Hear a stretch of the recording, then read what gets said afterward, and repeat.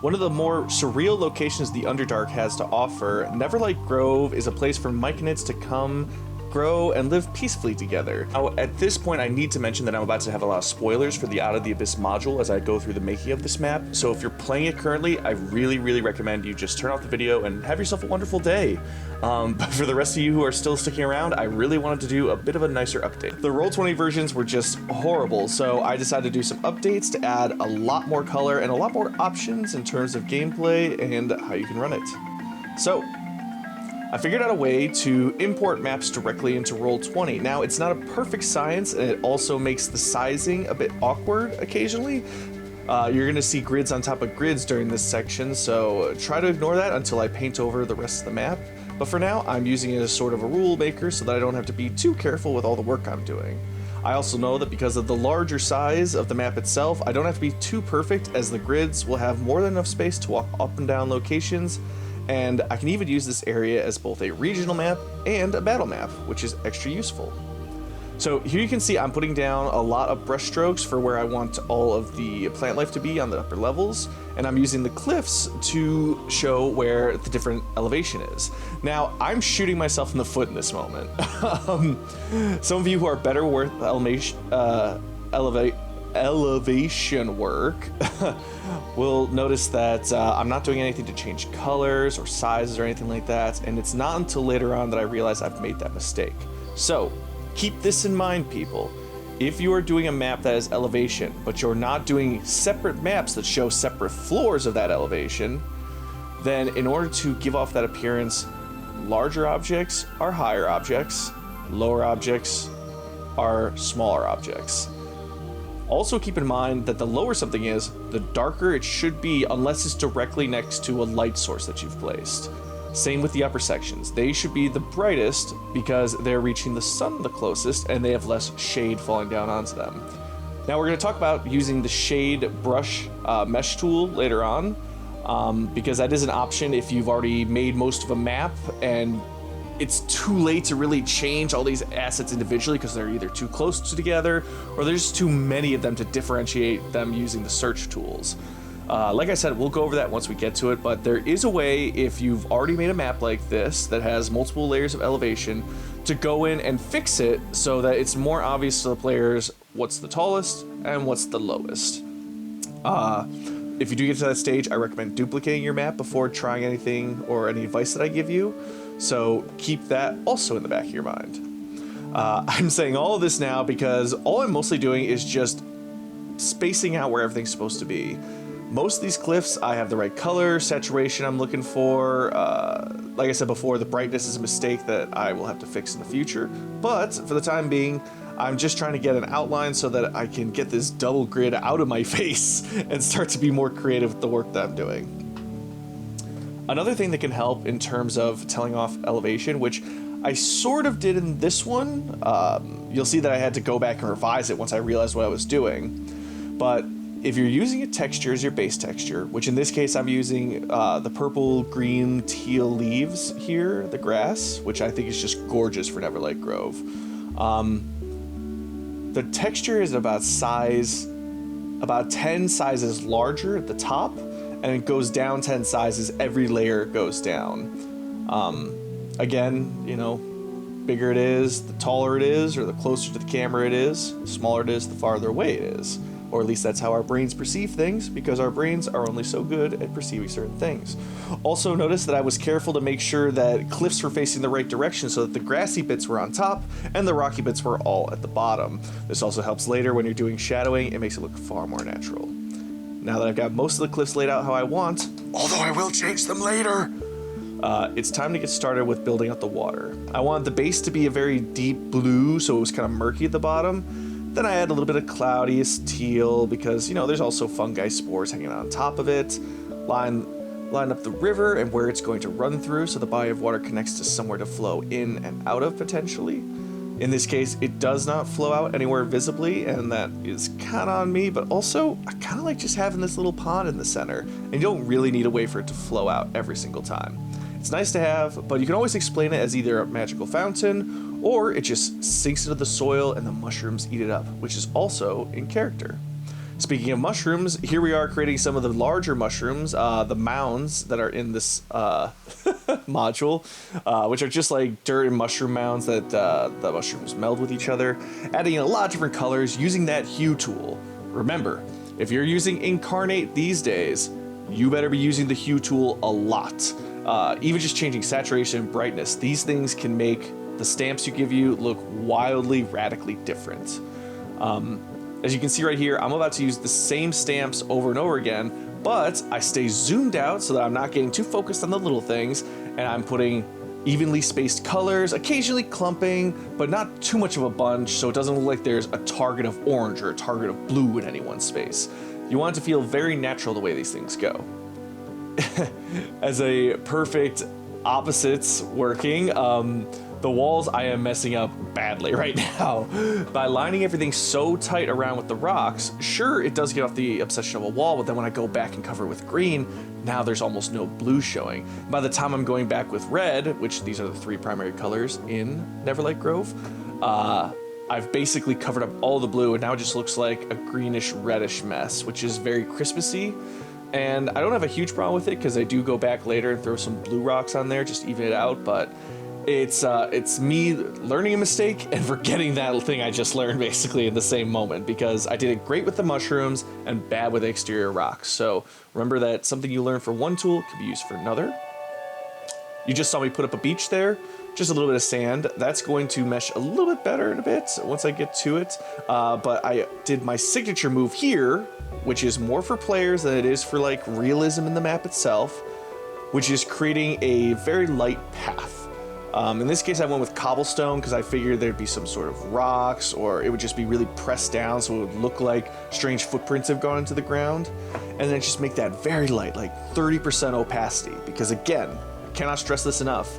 Unless you're doing the base layer, or you're doing these heavy shadows like I am here to show that the map is not existent there, you should never be using brush strokes over 30% or 40%. Like, just don't do it, because it's better if they mesh together, like the road meshing in with the dirt, meshing in with the grass on the side of the road, than it is to just have like this hard road, dirt, grass. It looks very unclean because of how clean it looks, because most of life isn't that clean. I look down right now and I've got my rug and my tile, but there's some dirt around the sides of the rug, but you can tell where I'm walking because there's less dirt. And there's so much dirt because there's construction in my house. I don't walk around with dirty shoes all day or anything like that. So, a couple of rocks right into the water to give the sense that there's some sort of, you know, flow of water going in and out. Plus, rocks show up in water. It makes sense. Adding a couple of beautiful lily pads here. A couple with flowers, a couple without. That way you can have some frog enemies if you want. I didn't in this case, but you absolutely can. And now what you're seeing right here is me realizing that I need to change like a lot of colors in order to make the depth look better. And I'm not sure exactly how I was doing it at the time, but I remember trying to select some stuff and deselect others.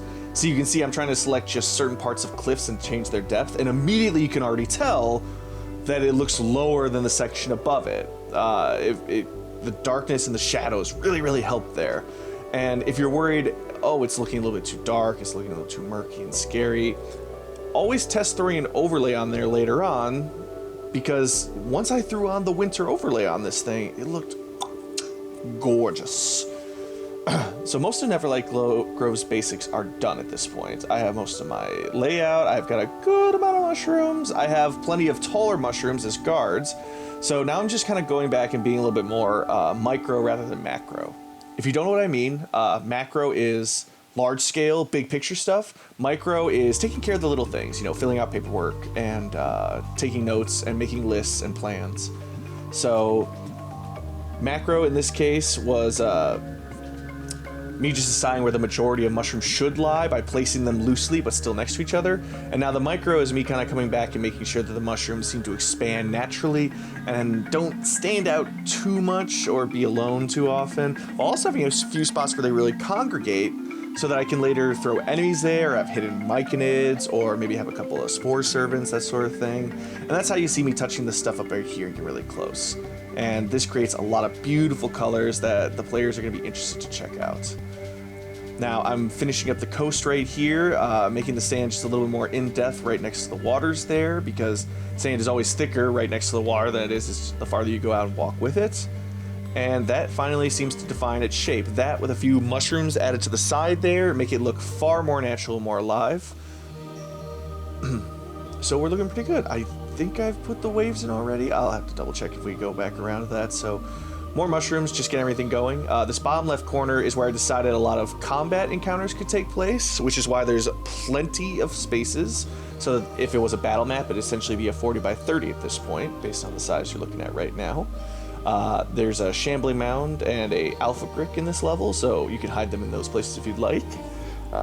Here I am just adding a few more of the different types of mushrooms because I realized that they had just started doing a what is it, like a watercolor maps or something? They're pretty, and the mushrooms themselves had a very like noticeable different look than just a circle with a few dark spots on them. So here I am just picking that spot up a little bit more, and now I've got the fauna I want.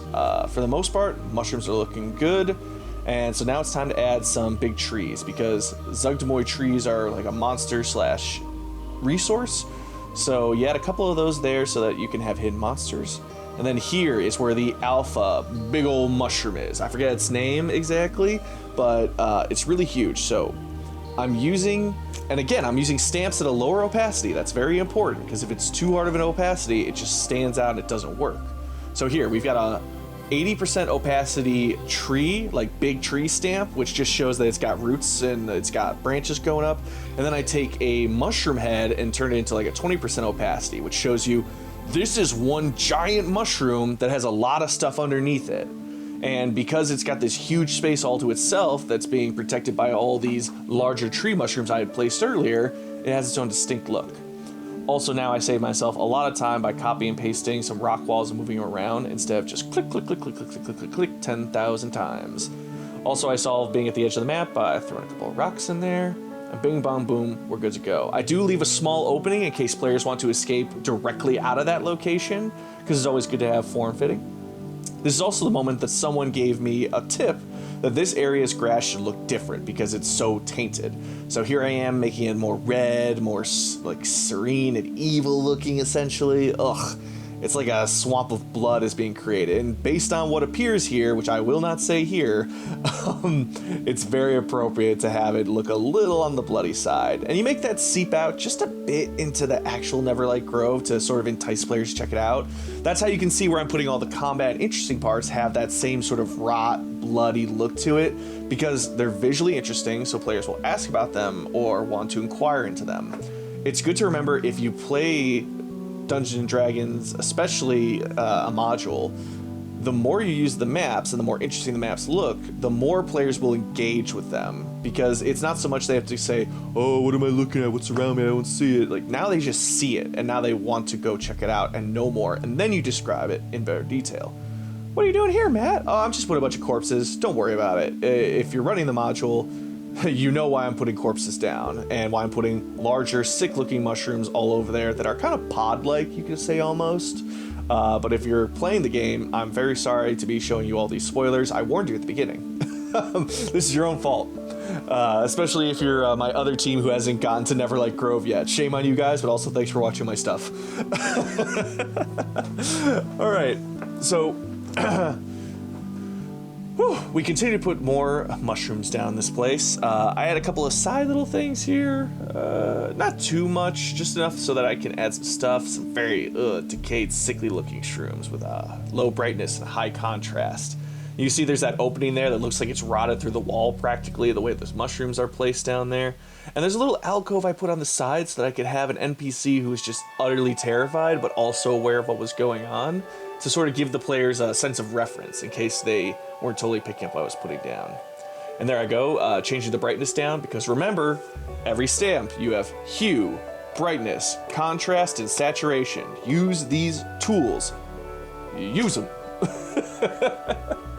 Add a special little corpse there. I was trying to think of a plot for it, but hey, I'm sure you can think of something too. Maybe it's an ex-lover or someone who's betrayed Zugtmoy at some point. And again, we make ourselves a little bit of a path. This time, there's a little bit more blood, and it's a little bit more noticeable than I'd like, but hey, for the most part, I was pretty happy with how this area looked out. The front part being, you know, that grove of evil is pretty bad. And then here, oh, this is where I solved all my problems. Accidentally and also unintentionally badly. I basically made a copy of the map at this point, and then I selected everything and flattened it down to the foreground. So now every single object can have the brush tool used on it. This is how I'm going to fake depth. You saw a little bit of it earlier when I was moving shadows, but look at that. You can tell what's taller, what's shorter. We've got a couple of interesting looking locations. The red indicates that they're interesting or combat oriented locations or opportunities. There's plenty of places to move around, some beautiful spots for healing or some strange magical stuff to pull off. And overall, I'm just happy with how this one came out. It really is just so much better than what Roll20 had to offer, just that gray map. Alright, so that is Neverlight Grove completed. The grid size for this one is 103 by 84, and that works in Roll20 pretty darn well. And that is going to be the conclusion for this Matt Monday. Thank you guys so much for coming out. I really appreciate you watching. You can get this map on my Instagram and Twitter feed right now with a grid on it, or you can go to my Patreon at BenderButtGM and donate $1 and then get a grid-free map. Either way, thanks for watching. I hope you liked my tips and tricks, and if you have any questions, put them in the comments, and the algorithm demands I ask you to like and subscribe, so please do it so that the robots are happy with me. Overlord Masters.